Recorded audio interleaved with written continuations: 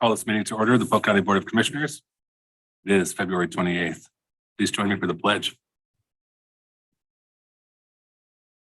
I pledge allegiance to the flag of the United States of America, and to the republic for which it stands, one nation, under God, indivisible, with liberty and justice for all. All right, any comments for items on the agenda? Hearing none, do I have a motion to approve the minutes from February 21st? Also move. Second. All those in favor say aye. Aye. Motion carries. Gentlemen, please join us. State your name. Criminal history. We'll be here. I'm Eric Anderson with SEDCOR. I'm Alex Parascavas with SEDCOR. Welcome. Thank you for having us. Yeah, thank you for having us. Just thought we were due for an update with what we've been working on that hopefully you will find some interest in, and also get some feedback and input as to where we're going, what we're doing, and if there's some other ideas that you see that we should be following up on. As you know, Alex kind of manages our Polk County work, but we also tried as a regional organization trying to provide opportunities and resources for all of our counties and communities on a regional basis. So let's start with one thing that kind of it does grow out of the work that Alex has been doing. We've been working with the Oregon Entrepreneurs Network in a more meaningful way the last few years as a result of our EDA grant for the Build to Scale program. And with their new leadership there, Kara Toronto, who was also at the Technology Association of Oregon previously, she's a big supporter of our region. And I think as a statewide organization, she is passionate about trying to get things out of Portland and more statewide. So she has been, I think, leaning on us a little bit just to sort of learn a little bit more about what's going on in the rest of the state. Every year they do what they call the Oregon Angel Food event, which is a pretty interesting program. It's an event, so it's a marketplace for local businesses to be able to show off what they produce, food and beverage wise. We are hosting it this year now in Chemeketa Community College, which is exciting for us. It's at the end of September. So the other side of what they do is an entrepreneurial development piece around helping to scale up food manufacturers. So we'll be concentrating now for the next 6 months, 7 months on building the kind of our cadre of food processors that are interested in kind of getting into this process of learning how to pitch for investment, solidifying their business plan, and ultimately, if they're eligible and interested and can compete at the event on the 30th, if it's the same amount of money they gave away last year, there was a $300,000 investment after the pitch competition for the finalists. So it's not insignificant investment for a small company. So we're looking to, as a good excuse or opportunity to really do some outreach to some of our smaller food manufacturers that are kind of in between farmers market and Safeway shelves, and try to reach those and brewers and some wineries. It's pretty well open to it, but that's kind of our highlight for on a regional basis. What we're excited about coming into September. Yeah, and I'll just add that Kara Toronto, she's now the executive director for Oregon Entrepreneurs Network. She worked at the Technology Association of Oregon for many years, and she was, I would say, my partner in crime for doing the ag tech stuff. So the design sprints that you may recall that we were working on, sort of pitch competition, sort of pitching ag problems to non-ag people, sort of the TAO of the business. That she was the person that was the lead from Technology Association of Oregon to help put those events together. And so she has been a very passionate, strong advocate for SEDCOR and sort of for the region. And I think you've all heard us talk about sort of the non-tech company tech jobs, and sort of SEDCOR has been kind of beating that drum quite a bit in that respect. And so we have, and she's helped sort of connect those dots for us. I'll share, I should have probably shared with you ahead of time, but we put together a dashboard, like a data visualization dashboard around those tech, sort of non-tech tech jobs. And so you can see sort of the hockey stick curve of, as more, food processing, not necessarily like what people think of when the state of Oregon talks about tech. They're thinking, wafers and fabs, and they're not thinking the innovation that's happening at every manufacturing level and whatnot. And so I think we've been really trying to highlight that. She's been a great partner, and I think this event will be a nice showcase.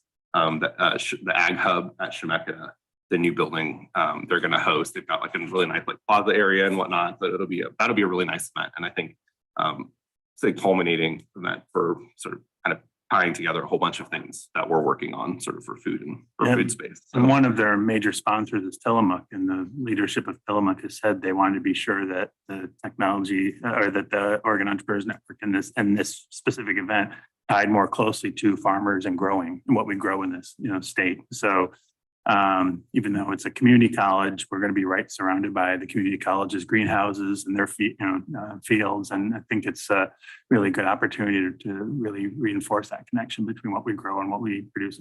do you want to mention the venture capital or the role? Yeah, good. Actually, just yesterday we met with them.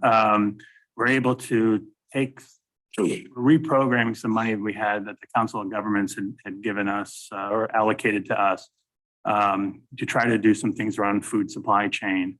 With their permission and with the Economic Development Administration's permission, we decided to see if we could focus that funding instead on our food entrepreneurism program to kind of build up what we grow and what we produce in this region.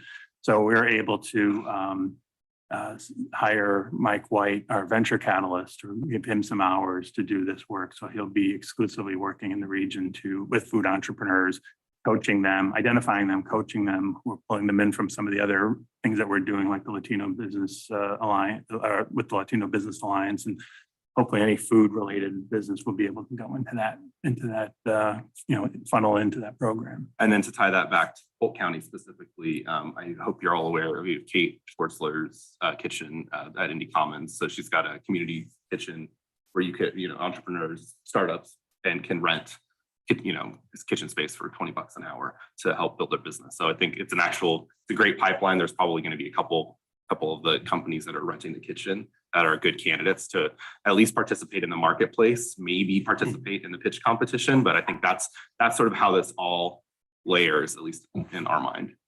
And so we're pretty excited about that opportunity. And obviously food products is what Oregon does pretty well. So let's kind of lean in. And I think that's what you've seen from SEDCOR, leaning into sort of that.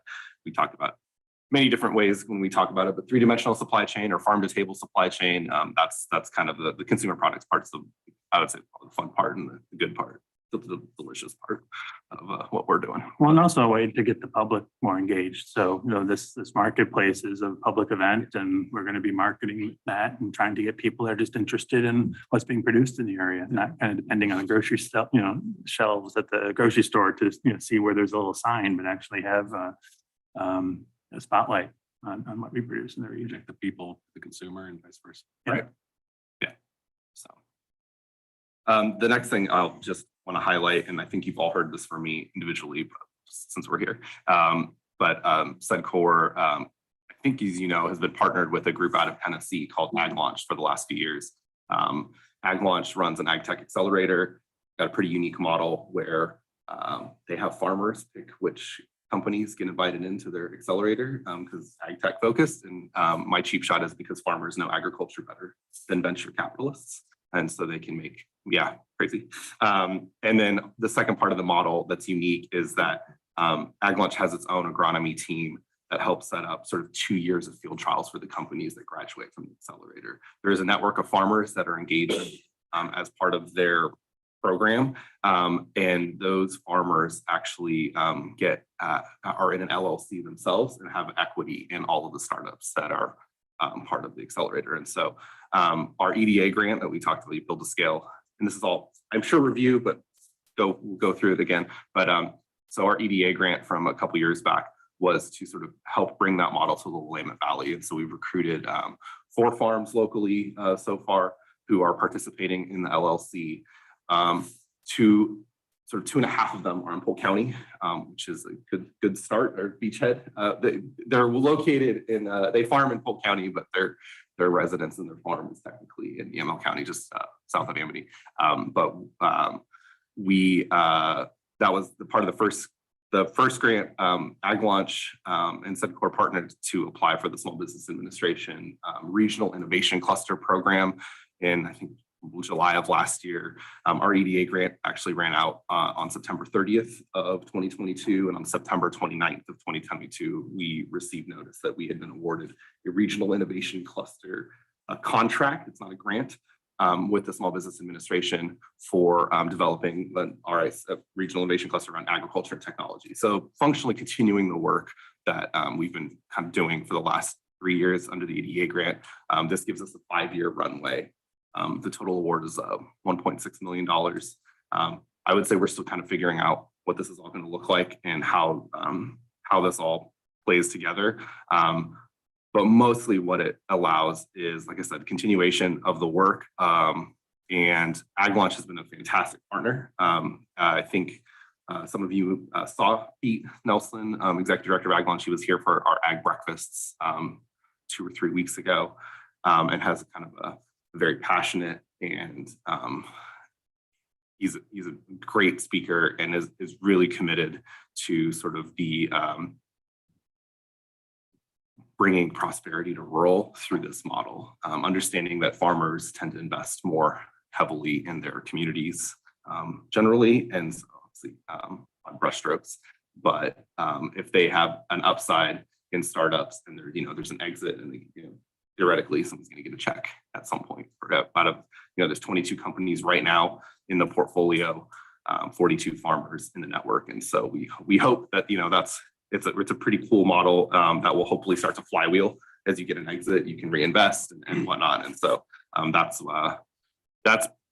very exciting news for us. It's we are always I would say we wish the state was probably more engaged in a lot of the work that we're doing, and they haven't been particularly. And so, I mean, they are, but not in a financial sense. But so we are always grateful for actually the federal government for seeing the opportunity. There were 2 Regional Innovation Cluster Awards last year. We were one of them. The other one was in the Mississippi, I think, Gulf Coast. Alex, as you develop a planned scope of work for this 5-year period, that'll be done with Ag Launch, and then also growers, producers in the network. Yeah. And how will that be presented to the world? Yeah, that's a great question. Definitely building the airplane while we fly it. I would say I've got sort of a 4-part strategy, 5-part really. So the first part is actually getting together a steering committee of folks that'll be probably a cross-section of people who are going to be on the ground. So like a Kara Toronto from OEN, who's been a sensitive partner in crime, and then some other folks from industry, but also from, I would say, higher ed, et cetera. And so that's actually sort of probably step one. There's kind of 4 angles or aspects to what I'm thinking about. One from sort of a state, almost like a policy place, helping Department of Ag maybe understand that we need some tools. There should be, or maybe there could be some tools modeled after other states' departments of agriculture. Tennessee Department of Agriculture, for example, has a cost share program that helps farmers defray the costs of trying, for all the community costs. So, and they recognize that they want adoption of new technologies or new techniques. And so, but there's a little risk there. And so how do you build a tool to de-risk some of that? I think that's one aspect.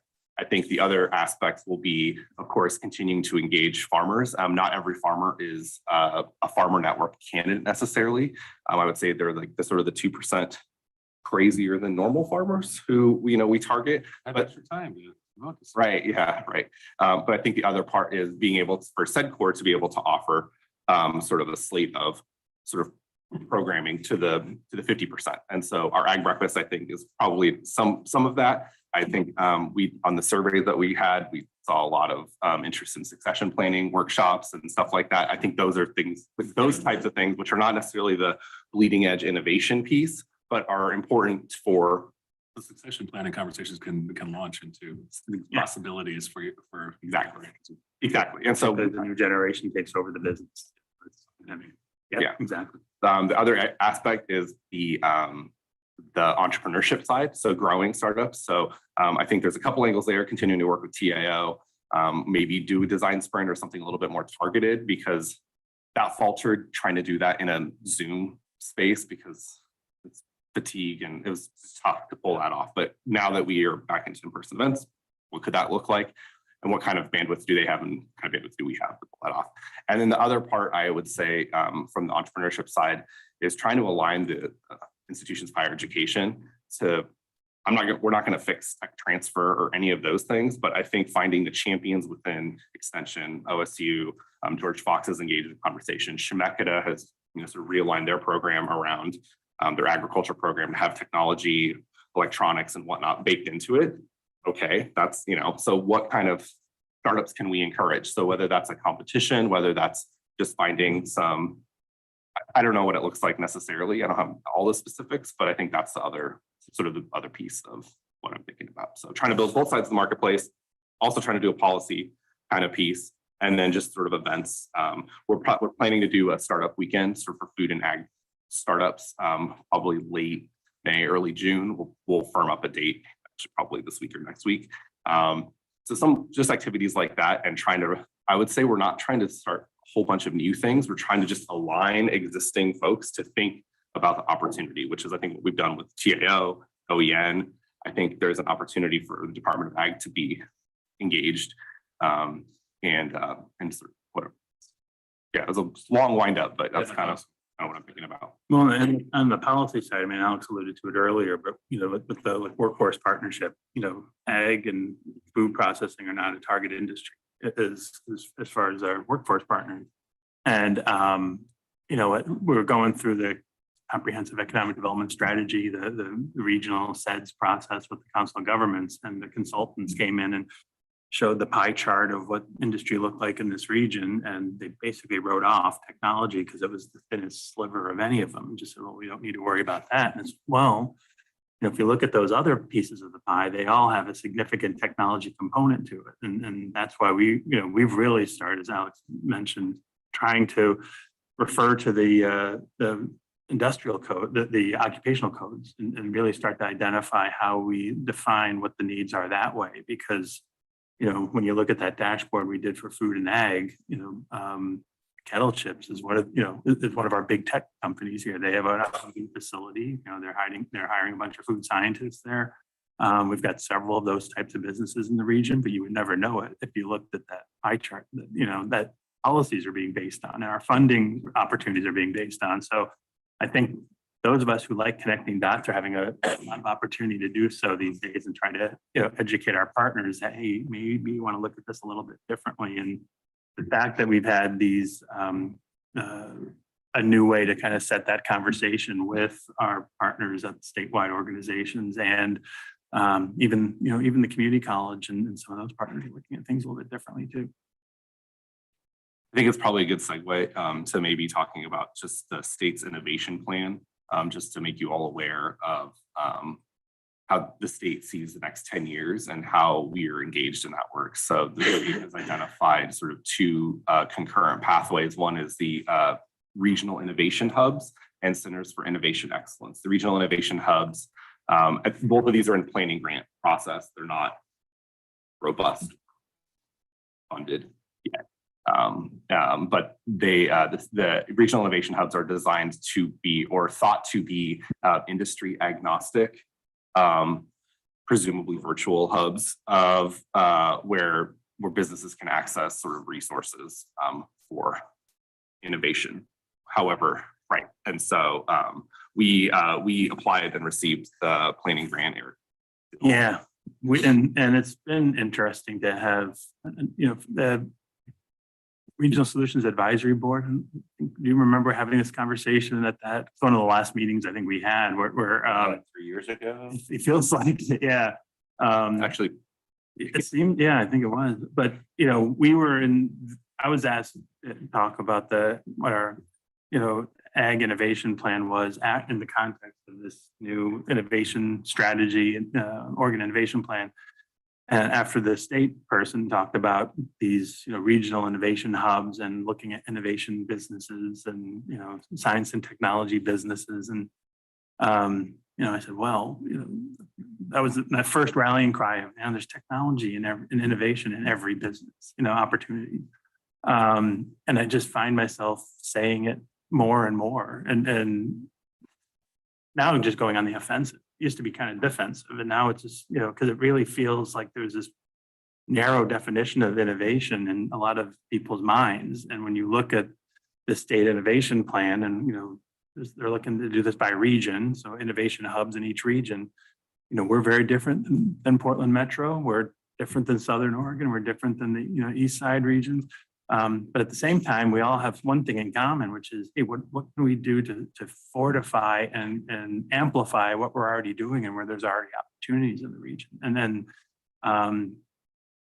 I got the distinct impression reading through the initial plan that they were looking at these innovation centers being a traditional brick and mortar building that people would go to. And I think we, from the beginning, could not figure out how that would work. That it made a lot more sense for this region to be looking at more resources, connectivity of things we already have, supporting programs that are already in place, like the Venture Catalyst, like some of the job income and worker training program, the Oregon Manufacturing Extension Partnership. You do have different partners that offer these resources.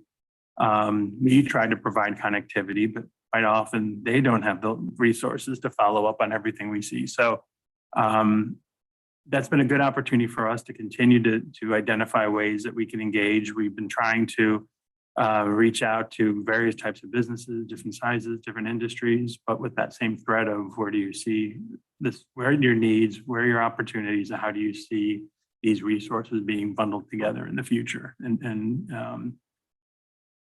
as a result of this work, we have been pulled into, as Alex mentioned, there are these, there's this parallel industry-specific resource or activity happening now around Centers for Innovation Excellence. And we're now involved with two of those. One is being led by program Virtue Lab out of Portland, but that's around climate industry and climate tech. And they saw opportunities to leverage what we were doing around ag tech, obviously around water and climate and other issues.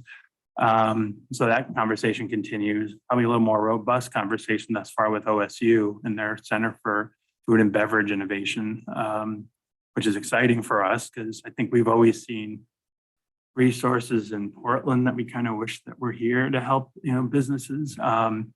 So we've actually been, working with them. We've hosted a roundtable of some of our larger food processors to get a feel for what they were, what their needs were. Interestingly, a lot of the bigger ones have corporate R&D resources that they innovate, get their innovation leads from or directives from. But I think the opportunity for us now is to build on what we recognize as a pilot for this region. So if OSU gets the implementation money after they do the strategy, if the budget is there, which is still the big question mark, how could they shore up an innovation center in the Mid-Willamette Valley as a pilot for what they want to do statewide? So I think we've gotten ourselves in good graces with them at this point to, and it may be something like a food innovation center, but here, some of that may be virtual, some of it may be hands-on, maybe some more resources for some of the partners, maybe putting some of this stuff in the ag complex at Chemeketa in the future, where that, because of Chemeketa's footprint and having facilities in all three counties, that, it does make some sense. So we're still trying to keep those regional connections in play, but also, working with OSU to try to really identify how we can leverage what they're asked to really get some new tools for us in the region. Otherwise, I don't want to necessarily go through all the bullet points, but I would say that, Sedcor's real strongest focus is, what we call business retention and expansion. So working with existing businesses, making sure they're happy, healthy, growing. That work has not abated whatsoever, despite all of these statewide things. So I would say we just got there's definitely a lot of balls in the air. There's a lot, 2 or 3 pretty solid expansion projects right now in Polk County that are fun to work with. And you'll see, I think a couple of those will make applications for the business development grant program in the next few weeks/months. I think those are really exciting. There was, a pretty big project with Western Interlock Independence. That's a really exciting project. It's really good for the county. So I think a lot of you are aware of sort of those kinds of things. And I would say that those have not been sort of backburnered by any stretch based on sort of all the other things that we've been talking about. I would say that the beauty and just kind of tied up the sort of the SBA and being able to do this regional innovation cluster for agriculture technology really allows us to lean into the notion that every farm is an internationally competitive small business. And, since 80% of our ag is export, those are often by definition sort of the most traded sector of traded sector. And so, and that's, I think that's the neat opportunity for us to sort of be able to focus at every strata of business. So not just the big food processors, but even the small. We had a conversation yesterday with a farm that's, for trying to vertically integrate, do some investments around food grade things and whatnot like that. Those are really exciting conversations. And it's really, it's great for SEDCOR to, a lot of first conversations with folks of like, what's SEDCOR, this is a great resource. A lot of people and connections and whatnot, and sort of being able to obviously lean into what I think our strength really is. So. And you may have no doubt heard about the state's semiconductor task force and the semiconductor work. And Commissioner Polk heard me say yesterday, one of the things that we're keep trying to tell anyone who will listen, that the issues in that industry are very much the issues with all industries, whether it's manufacturing, food processing, et cetera. Cost of doing business in Oregon versus competing states, workforce, and industrial land availability. We have been submitting information on what we have as resources in this region from a business perspective and industry perspective. The Centec is, one of their product lines is to serve the semiconductor industry. So, we do have a foot in the door with some of this work. I don't necessarily see us being the place where they're going to land a 500,000 acre Intel campus anytime soon, but just so you're aware, we're trying to at least stay at that table with the messaging that, hey, there's supply chain opportunities here. We do have some supplier networks already. There's also some kind of advanced machining operations in other parts of the region that don't necessarily target semiconductor like a Centec does. But I think the industrial lands conversation is or what I call the 20th anniversary of the industrial lands issue in Oregon. It's 20 years since the certification program came around and the governor's industrial lands task force under Governor Kolongoski. So it does feel a little bit to some of us like deja vu all over again.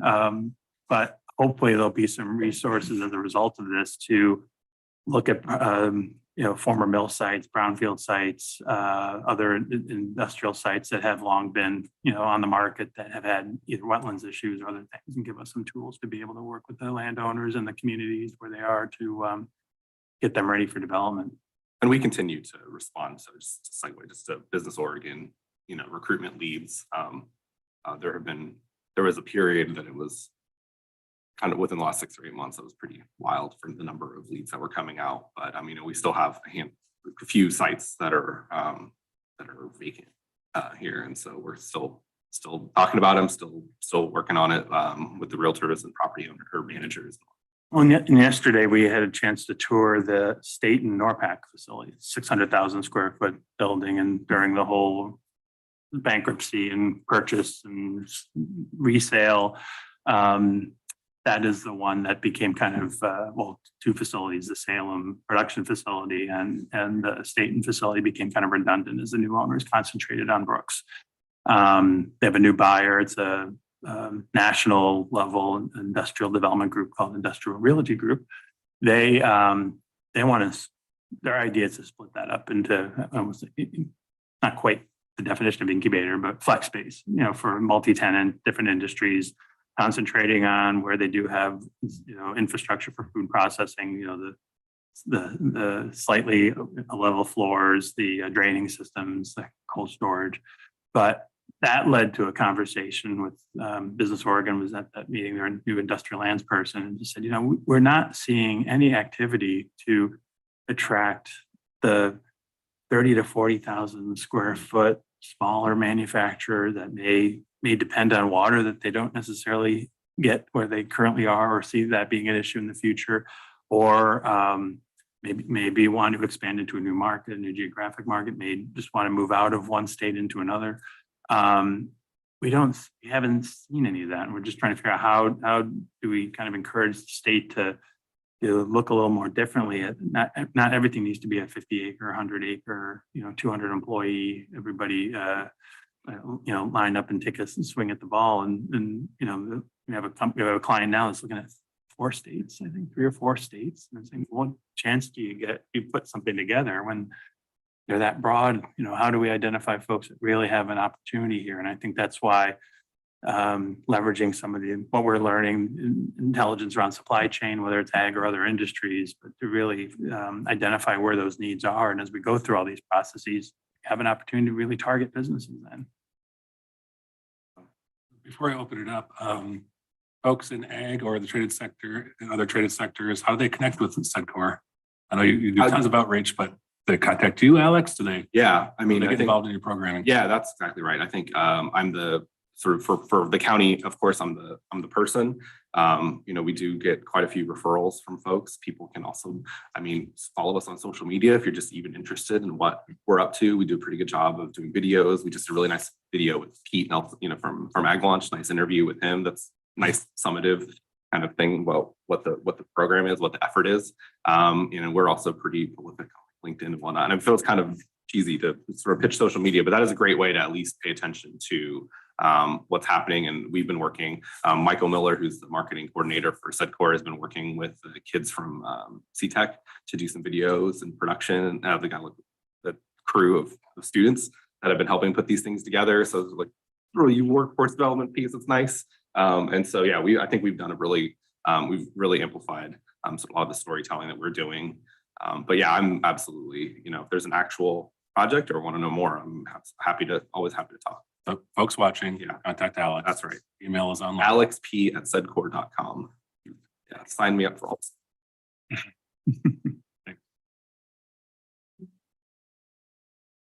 I guess when you're talking about food processors, what's looking in the future for the loss of natural gas in the city of Salem? How are they coping? Are they? Well, first of all, I think that's a long way off. I mean, it's when these groups have been talking about doing any of those sorts of bannings, it's usually starting, the door opens, becomes ajar with new construction, and we were involved. We had a seat at the virtual table around the climate action plan, and Sedcor did vocalize at the time and in writing about not only the importance of natural gas, but how the kind of incumbent electric utility has not gone out there and said, hey, this is how much this is actually going to cost, and how much time and funding to build the transmission, the distribution, the generation to supplant any sort of natural gas. So I think we're a long ways off. And I don't know, tides change. We've got, the argument that food processors and other industries, the amount of load that would be required to move them and money for equipment to move them off of natural gas is, astonishing numbers. And 20-year program, yeah, build infrastructure. at least, and who's going to pay for that? It was interesting. There was a variety of different people on those calls, and somebody had raised the issue of, well, don't chefs like natural gas? So, people like to eat out. So that was a perfect, opportunity to say, well, you think chefs like it? You should see the food processors that are, they're making lots of, so I think a lot of it's just education also, and being sure that people are aware that this is an infrastructure that is in place and is relatively, clean. And also, I think there's this expectation, and we saw this when the solar industry was first kind of the rebirth of solar in last decade. There's this expectation that things turn around really quickly. There's 100-plus-year-old infrastructure that delivers electricity to homes and businesses that cannot be switched over overnight. So it's for us, it's just being sure that we keep messaging that as well. And even for the climate action work, I had put in a picture of the wheat being brought by truck from Amity area to Yamasa, the soy sauce company in Salem. That was, and that for them, that was a carbon positive Yamasa because they were importing it from Canada and from Midwest.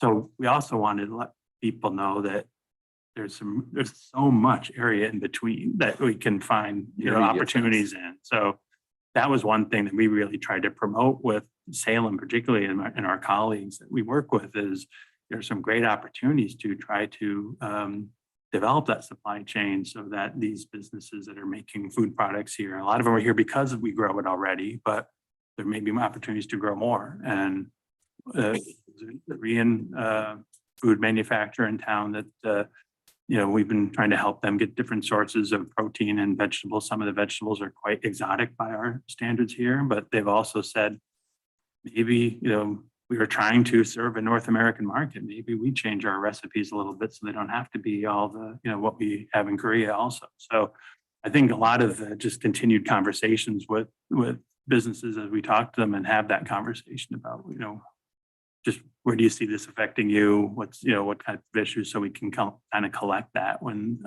and be able to offer that up. Because one thing for SEDCOR to say something, it's another thing for us to be able to quote some employers. I was curious, but they were planning on getting around it if it was already around it, so.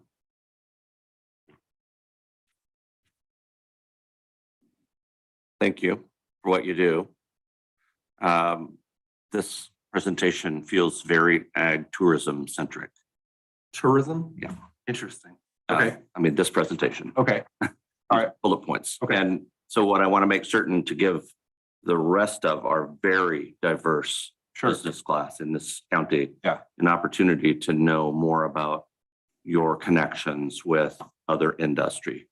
For example, you've tapped on Western Interlock, and again, not looking for a presentation there, and I get that but I think it's important to talk about the level of business and the number of employees in some of these other industries that are not ag. Sure. And I'm very passionate about ag, but I'm also very passionate about jobs and what pays the bills. And the small segment of the ag industry that's going to matter here is going to be overshadowed by industry in general.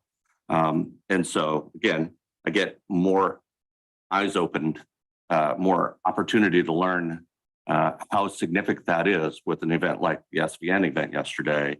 And for the first time in my tenure here, meeting the vice president of Open Road and understanding how big Open Road is, for example, big.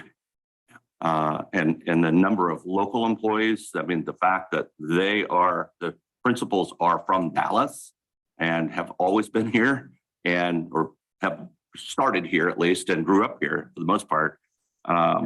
So how big that is. And again, I don't know how much they contact you. I don't ask that, but I think it's important to continue to note, that yes, ag and timber are our base. And we hardly ever talk about timber industry businesses. And I hope that we'll talk about that more because it is a big deal here. And again, we have mills, a mill, for example, in Willamina that depends on the jobs, the people, and the wood products that come from our county. So that's important to at least make certain that we continue to acknowledge that and connect every chance we can. And Centec, of course, is becoming a bigger deal all the time. I'm very worried about the impacts in the workforce, of course, and I talk about that all the time. But I think it's important for us to continue to find ways to put in our presentation here in Polk County about the rest of the world outside the ag lane. I'm not trying to be critical. I just want to make certain that we are at least exchanging ideas, and we don't get an opportunity to talk. So I want to make certain, since we're on the record, that we're acknowledging that. And one thing I would just add is that I think we've got several active projects with other, industries and specific businesses in wood products and metals and, that we've been engaged in, and we don't necessarily report that publicly until we know it's public. And that is one of our problems. I will tell you, it's not news to you, I know, but it is one of our problems when people would ask me, so who's SEDCOR and what do they do? I mean, why are you giving them this money, for example? Well, because of these promotions and all of this work, And of course, we can't talk about specifics, which is problematic for us all. But I think post setting of getting them in, helping them get in or whatever, sometimes they don't need you at all. But if they've made contact with you and you're helping along the way at some point, it's nice to be able to talk about their successes when they say it's okay to talk about it. Believe me, Alerica, for example, is one I talk about here, and I ask their permission every time I talk about what they're doing in expanding, $1 million worth of broadband in our county. It's a big deal and it affects people's lives. And so, but I do ask their permission to make certain that we work together, or that's just one company. We work together on making sure that we can talk about what they do publicly. So I want to make certain that we're continuing to do that. And I appreciate all the work that you do, and all of you do in all these different sectors. But I want to make certain as we're talking about it, we're acknowledging that Polk County, honestly, is as diverse as Marion County is. And it is just as diverse. It's hard for us to get out of the Marion County spotlight or shadow, if you will. And again, there's more industrial lands on the other side of the river. We're up against some headwinds sometimes, as you well know, in those kind of things. But I want to make certain that people do understand that we have a lot more to offer here than just an ag job. I also just add on to that too, that we are highly engaged always with the cities here that do have the industrial land. So contract with the city of Dallas supported their sort of projects and whatnot. Obviously, Independence pretty well connected there, and Monmouth doesn't have a lot of industrial property, but absolutely still connected. Absolutely at the table talking about those things. We support, I guess, for context for those listening, right? It's sort of business retention expansion is I would say the primary focus of our work. Recruitment is the part that and people tend to know our name for, but then also we definitely leaned into entrepreneurship and with small scalable startups and trying to support them. That's not necessarily us, but it's being able to network and connect and have resources like a venture catalyst and advocate for those capacity building positions in our region. And I think those are sort of the three angles. And then I always when I've done it in a PowerPoint, we sort of have a triangle, and then there's a vacant triangle in the middle and sort of community development. And I would say we're at the table, just the youth conference, right? So the youth workforce development piece, we participate in that and trying to help that. Really appreciate the counties, letting FCO lead that.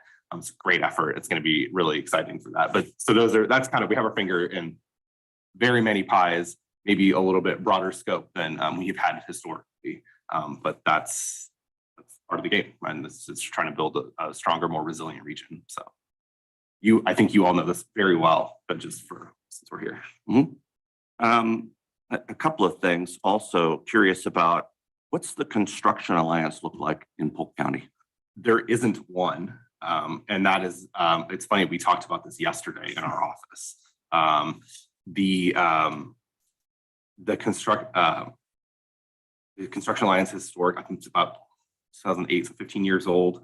I'd started in Marion County 08, 09, and just started with 8 folks and then sort of grew organically.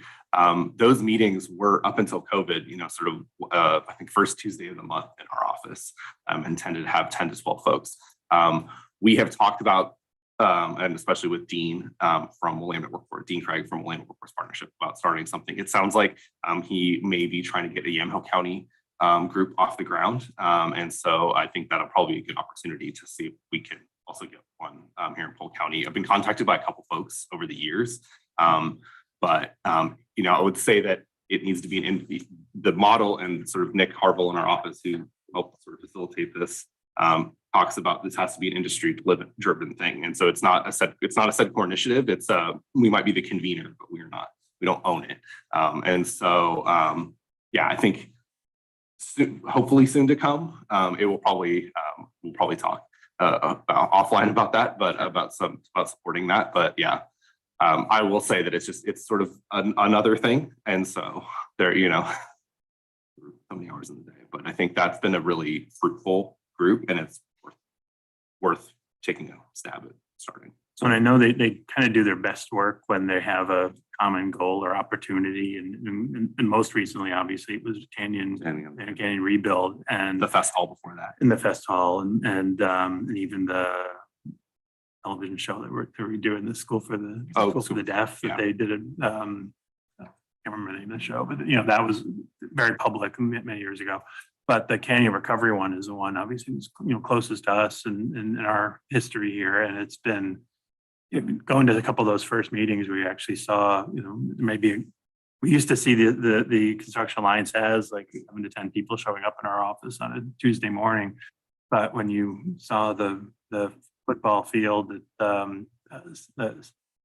State and High School, the bleachers there with a bunch of different businesses, and they all, with Rich Duncan kind of prodding them, Rich Duncan Construction, all went down with their Sharpies and signed and committed to support for the Sam Canyon Recovery on these big pieces of plywood, which I believe are now in the Detroit Community Center to kind of show off who are these folks. That's how it all started. But and I think and Nick in that position became kind of the wrangler for those folks. Hey, who needs what? Hey, I want to do this. We were getting calls even from a call from a couple of our attorneys and bankers, and how can we support what's going on? So it's a nice thing to be able to develop, and if the industry sees it, because when particularly in bad times, when there's some big disaster, that kind of opportunities. One, it's great to see people work together, and two, that these are very big-hearted folks that are very generous to try to rebuild their communities, very community-minded.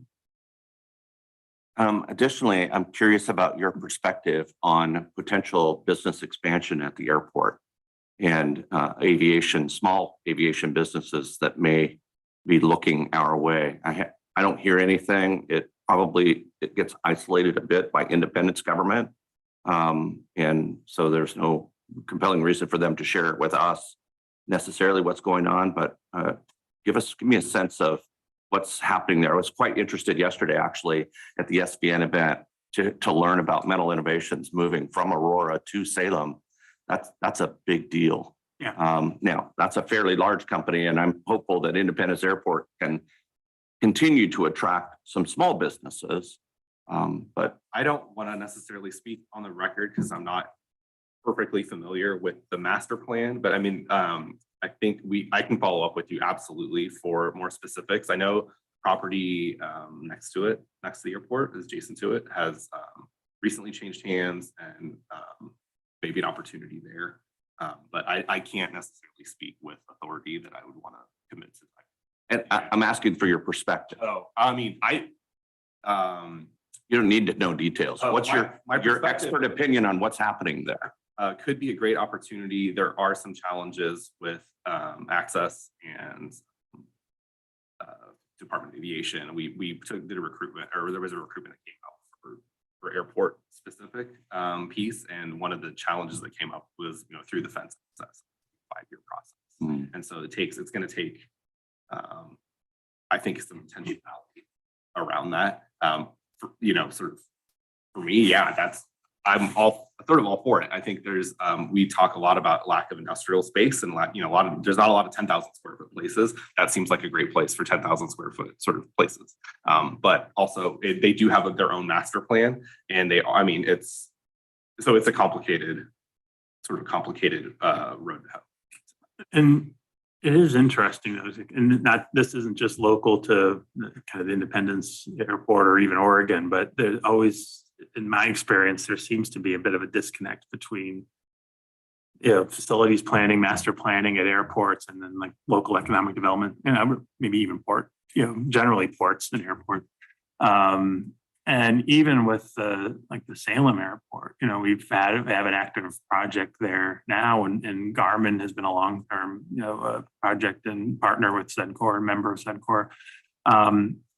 But it's still a bit of a kind of a mystery. It feels like it's its own sort of industry. A lot of what is its own industry, but it's its own infrastructure of how, when we talk with Kim and Craig Wilms at Metal Innovations, it's like talking to like Yoda, where there's a whole new, world that they are talking about as far as partners that can co-locate around them in the future. And they're also very generous in offering up, hey, here's how we see how we can make it easier collectively. Here's where some of the opportunities are. So I think for us, our homework on these is to work with the industries or work with the folks that know those properties the best, and identify where there really are opportunities. Because I think that's not a matter of going to, waiting for Business Oregon to send out a request for, responses for a location decision. This is very targeted type of work. And, I've had some experience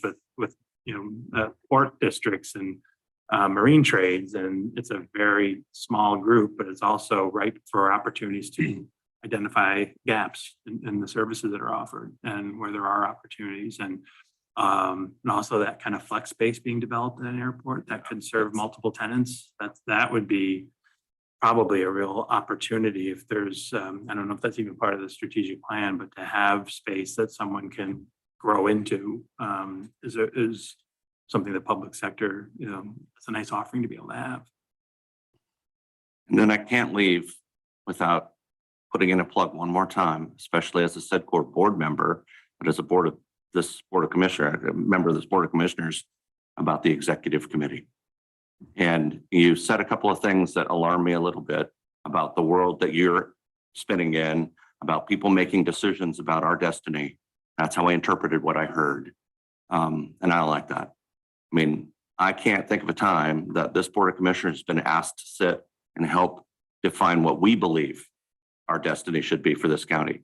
I don't want Business Oregon or any other affiliate group determining for us, or council of governments determining for us what our outcomes should be. And it's happening more and more. And I'm not certain who speaks for this board and our oversight, very neutral oversight in economic development in our county at the executive committee. I realize there's a Polk County person sitting on that, but I don't think that person necessarily is speaking in the same language we might be speaking. So I'm very concerned about that. And again, you've heard my speech on this, but I'm just putting it on the record again. Appreciate That Polk County is left out of the executive committee and has been forever. And it's frustrating to me that, we're trying to compete and try to be partners with all these folks, and we don't have a seat at the table. And there may be some reflection on that in other areas where there's angst. I don't know. But I want to make certain that I emphasize it again so that you can use it. Say it was put on the record this time. No, I appreciate that. No, So- it's something I know we've talked a couple of years now about it. So I'm still ever ready bunny, hoping, to make some, opportunities to kind of look at the way we're structured. Yeah, but it takes a bylaws change, and it's been tried. And it hasn't happened yet. Not your fault by any means, but I want to make certain, again, for the record, that people know that I've been trying to get a seat at that executive committee for more than 12 years, and I will it's been a challenge. that in the last 3 or 4 years, I think our executive council has, we have become more, it's very easy to become more geographically diverse, but I've been pleased with the new members that we do have. Kate Schwartzler coming on from Idea Hub, Indy Commons. We've got DCI, Tim Murphy from DCI, from Yamhill County. So from not just geography, because all sorts of diversity is important, but having the sort of innovation, the small business incubator expertise that Kate brings to the table, having the larger manufacturer expertise that Tim brings to the table, which is different than some of our other manufacturers, different location, different product. I think we're trending in the right direction. Maybe just put it that way. I hope that continues. It's something that as staff, at least, we are pretty consistently, when the time comes for elections and discussions on bylaw changes, it's something we have pretty consistently said that we want to be sure that we've got that diversity of all sorts on the executive council. This is a fantastic conversation. Thank you both so much. I would love to do this more often. I learn something every time I talk to you, Alex and Eric, and this broad conversation with the full commission is really valuable. And absent a seat at the economic or at the executive council, we should be talking about economic development future of county, envisioning that together as a group. So at least you're getting input. Yeah. From the full commission. And I know you're interfacing with us all the time individually, but I love having this broader conversation. Love that you're looking at innovation and tech, not as a separate piece of the pie chart, but as something that intersects everywhere. So as you have conversations with higher ed, that was my background, and integrating technology for degree and certificate delivery. So always happy to hear about updates in that regard. Yeah, no, that's great. Yeah, I would welcome a work session, honestly, about strategy that you were all thinking of, or sort of a direction that you're thinking of for economic development in the county. I imagine that it doesn't differ at all, probably, from sort of the Fencor viewpoint. But yeah, that'd be. I mean, if that's something you'd like to do, invite. I will happily be here, and we could have that conversation. Also, the theme that's ringing, you're not only ag and timber. And absolutely, There's so much going on in Polk County, and yeah, like getting people a chance to see that is really important. I will say I probably talk about it more because I think it is more of a departure from Sencor's historic activity. Sure. And so I It's want not seen to, as a traded sector. it's not. And I think the pendulum is swinging probably pretty far right now because of that, and just being able to talk about that. And I guess I probably glossed over it when I said, our continuous BRE work is with the big manufacturers and the bigger employers in the county. I have lots of good relationships there, consistent conversations. But it's this sort of the Suncor, that's our core work. And so that I don't Some advocacy there. exactly. Yeah, absolutely. So we have a lot of really exciting companies doing really exciting stuff. And I think I always talk to folks about, we have this really privileged position, being able to jump between the silos and see behind the curtain of all the cool things that you drive by every day.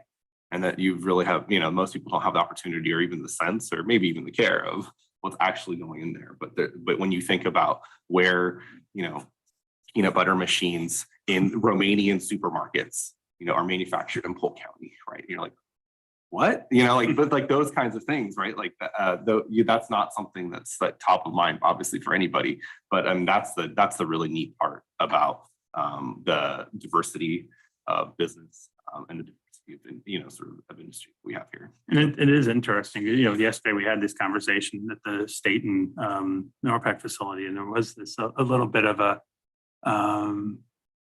caution from the new owners about what they see nationally around food processing and where that market's going. And I said, well, it's just not trying to be contrary, but it's just kind of interesting that two of our big expansion projects over the last year have been in food, in the Salem area at least, and the Dollar General project, which is regional in scope, Pacific Northwest in scope. That's going to provide hopefully some opportunities for local produce to end up in their stores because it's going to have a cold storage component for fresh goods as well. So, but then also to be able to, like in the conversation yesterday, be able to presentation yesterday.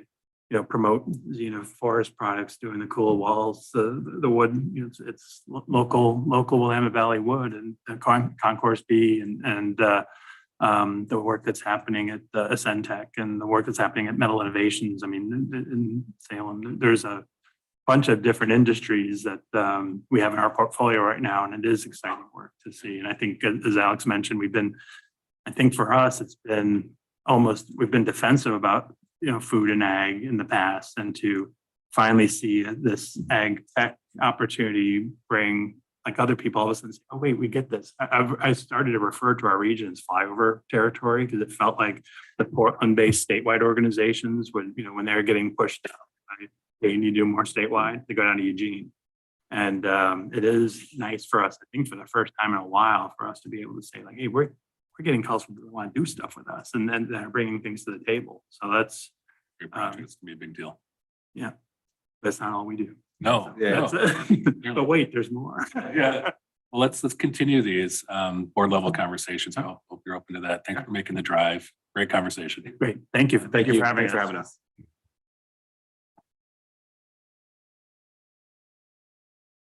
Okay. Are there any non-listed items that we need to address?